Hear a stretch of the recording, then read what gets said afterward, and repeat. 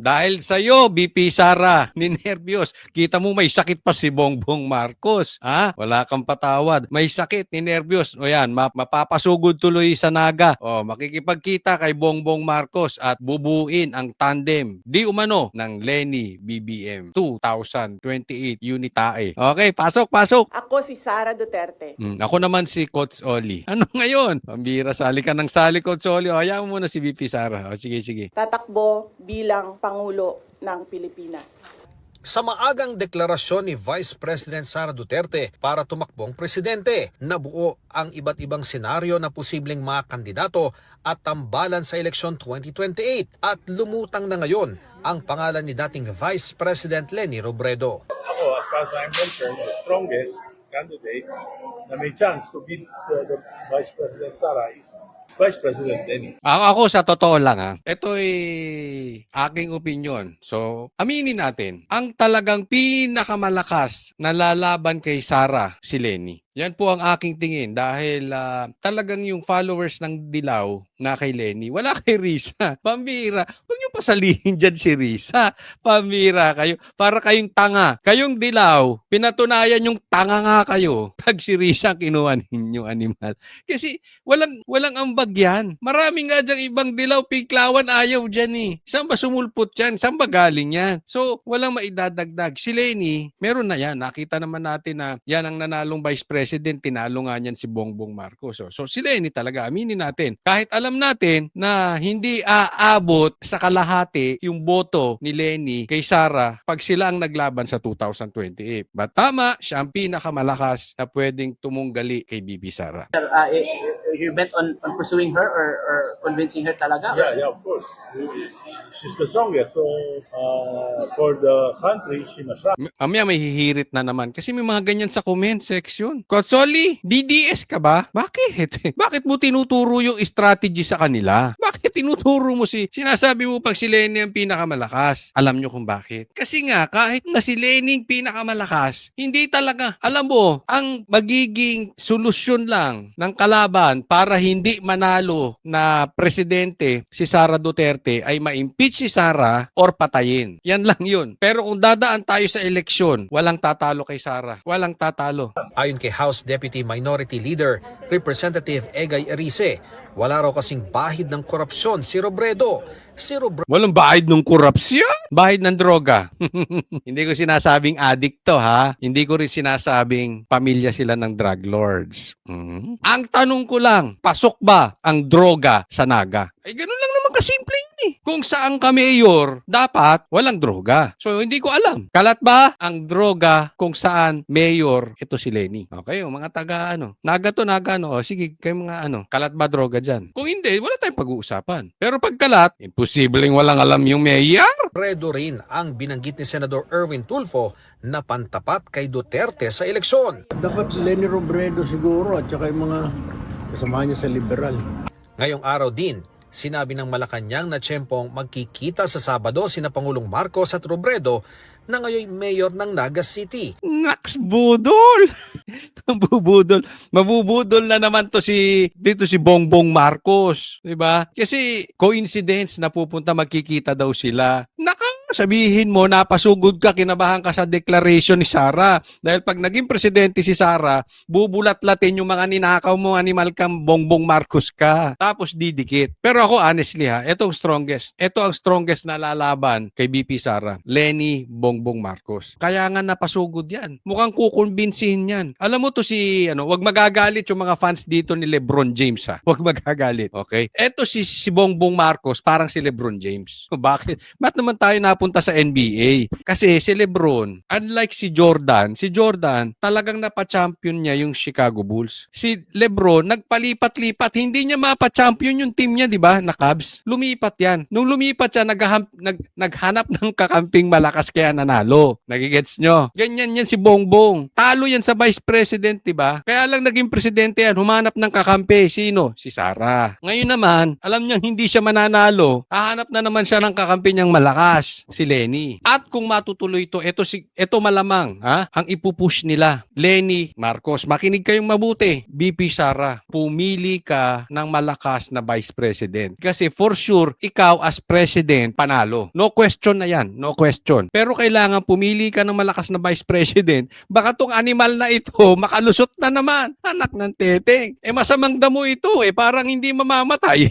Ito si Bongbong. Baka pag ito tumakbong Vice President, ito sa akin lang. Sakit sa ulo to. Kaya ang piliin mo yung malakas. Ikaw na, Sar. Kayo na mag-suggest. Sino sa tingin nyo ang dapat Vice President ni Sara? Kung tatakbo man si Bongbong Marcos na Vice President. Presidente, wala na tayong pag-uusapan. Kahit sino ilaban dyan, talo. Ako, suggestion ko lang. So, si Bongbong ang kalaban. Pumili kayo ng maganda si Marcoleta, si Cayetano, si Escudero, yung mga abogado matatalino. Tapos magdedebate, panbihira. Magmumukha na namang bobo. Magmumukha na namang bobo to si Bongbong Marcos. Pero I'm sure, itaga nyo sa bato. Hindi ito lalaban sa debate. Hindi ito bakla ito si Bongbong. Duwag yan. Sige, tuluyan natin. Kaugnay ng Oplan kontra Baha roon. Nag-post din si Robredo na ininspeksyonan niya ang pupuntahang lugar ng Pangulo para bisitahin ang flood control efforts ng gobyerno. Baka lang wala ako sinasabi. Baka naman ang pupuntahan ni Bongbong dyan, droga. Ay naku, ano na naman yung naiisip mo, Consoli?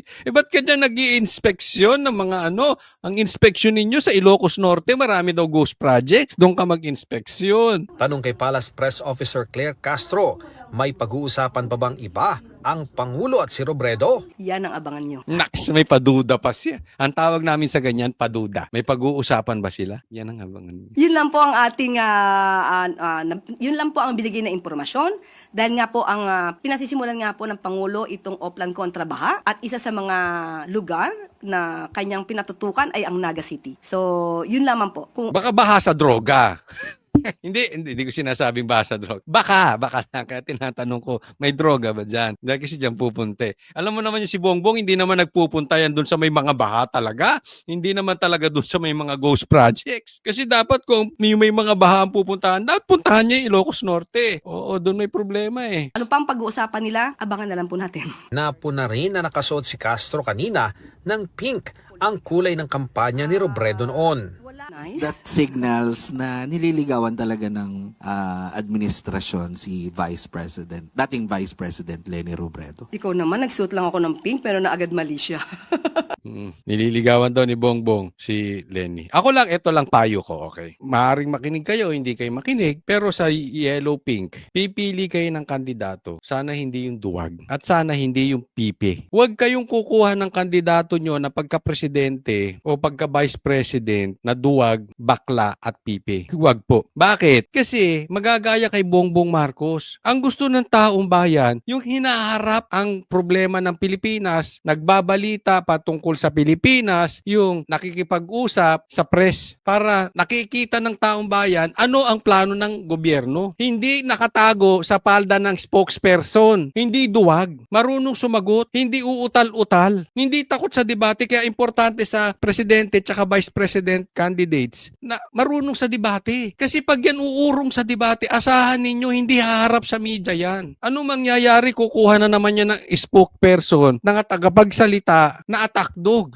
Di bali kung presidente, I'm sure naman hindi mananalo. Kaya lang yung vice president, wag. Gusto nyo ba yung nangyayari ngayon? Ni hindi nyo makita yung presidente? Ni hindi mo alam kung anong nasa isip? Kung droga lang ba o droga? Droga ng droga. Kung anong nasa isip Bakit? Puro si Claire nagsasalita. Di ba? Di dapat si Claire na lang. Kaya nga ganun pala. Ba't hindi kaya si Claire na lang ang patakbuhin nating presidente para sa Pinklawan o vice president? Total siya rin na magsasalita. Di siya na rin. Ikaw na lahat. Di ba? Maganda ba yung suggestion ko? Ikaw na lang, Claire, ang tumakbo. Total ikaw nakikipag-usap Total ikaw ang magaling. Total ikaw ang laging tama. Di ikaw na. Ano pang papel ni Bongbong Marcos? Pera-pera. Taga-tago ng maleta. Taga-chup-chup ng droga. Hindi ako nagsasabi niyan yung kapatid mo, adik ka raw. Ano mang ginamit na term na adik? Hindi bangag Kasi yung bangag, pwedeng bangag ka ngayon, bukas hindi ka na bangag lulong, yun ang ginamit. Yung lulong, talagang yan. Talagang araw-araw, droga harap niyan.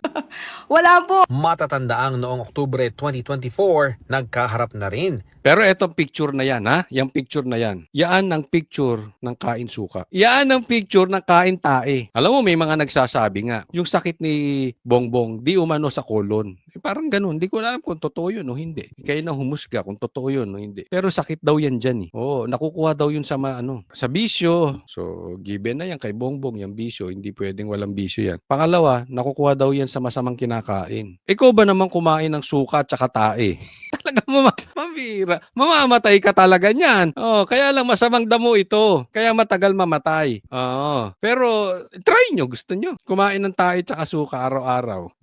Ito si Lenny, baka magkalasakit din to sa yung diversionitis. Kumakain eh. Oo, kayo mga dilawan ha. Oo, na hindi naman kasi lahat may mga dilawan na ayaw nila yung ginagawa ng kanilang liderato eh. Hindi naman hardcore sila Nakikita nila, nakikita itong mga leaders namin talagang desperado na. Talunan na talaga kami. Kasi kinakain na nila yung suka nila tsaka yung tayo nila eh. O ayan yun Diba? Sinabi ni Marcos, nandaraya to si Lenny. Sinabi naman nito si Lenny, magnanako. Nagsiraan siraan ngayon, magkakampi sila. O di, sarap no? Sarap kumain ng suka.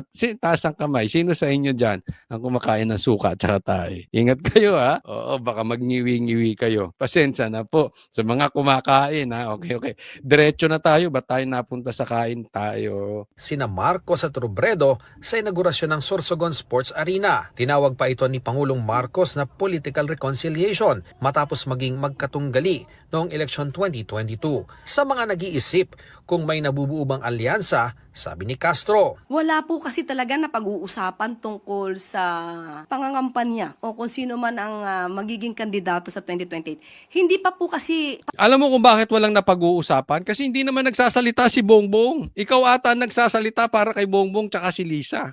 Yun sinasabi ha. panahon ngayon, napakaaga po pa kasi. sinisika pa ng GMA Integrated News na makuha ang reaksyon ni Robredo sa mga usaping ito. Pero eto sa akin na, maganda na record mo Lenny. Nanalo ka as Vice President, tapos natalo ka as President. Sa akin, wag ka nang tumakbo as President kasi masisira ka talaga. You have no chance. You have no chance of winning. Alam kong alam mo yan, alam kong alam yan ng mga kamag-anak mo. You have no chance. Ang chance mo lang kumita na naman. Kasi ganun eh. Bakit ka lalaban sa alam mong matatalo ka sa isang eleksyon? Yung sure kang matatalo. Everybody knows matatalo ka. So, bakit ka tatakbo? Maybe para ka kumita. Di ba? Kasi may kita dyan. Maraming magdodonate. Maybe for political connection. Maybe fame whore. Gusto mo lang sumikat lalo. Baka magiging vlogger ka na. Kasi talaga naman yung ibang natatalo. Iba tumatakbo lang para makilala. Tapos pag natalo, magiging lalaki na yung vlog. Yung ganon. Gusto mo lalong makilala. Pero yung lalaban kang alam mong talo ka, mas malaki yung chances na masisira ka lang eh. Masisira ka. But anyway, sabi ko nga, posibleng ito yung pinakamalakas na tandem. Lenny Bongbong Marcos.